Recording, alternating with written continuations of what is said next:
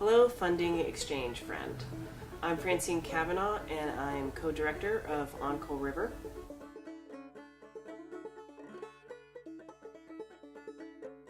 What inspired Adams and I to make On Coal River was we had moved to Western North Carolina about 10 years ago, which is part of the Appalachian region of the United States, and we felt pretty up on the environmental issues of the day, and we read this article one day, and it was talking about this extraction method called mountaintop removal, where they blow up the mountains and get all the coal, and also that this coal was being used to generate it was at least 50% of coal that was being used to generate electricity,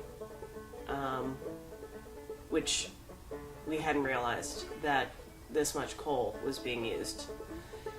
And so we took a trip to Coal River Valley, West Virginia, and that's when we met the individuals we continued to follow for the next 6 years, and we're extremely inspired by their stories.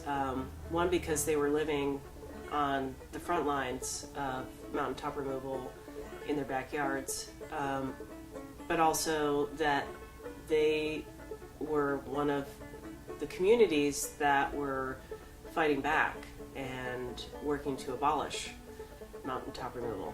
So that was also very inspiring to us and kept us filming for the next 6 years.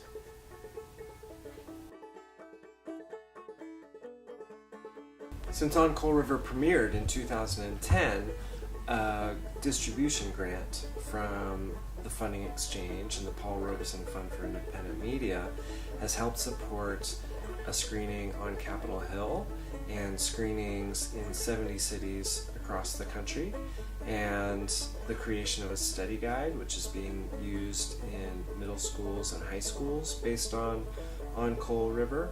And these efforts, as well as the efforts of many other individuals and organizations, has really helped spread the word about mountaintop removal to the point where many people know about this issue. It's become a front burner issue for many of the largest environmental groups across the country.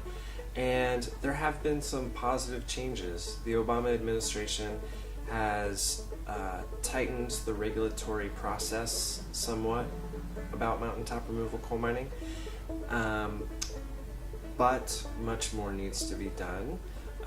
Mountaintop removal is still happening.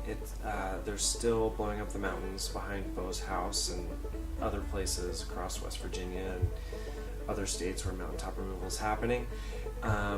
So we need to keep fighting.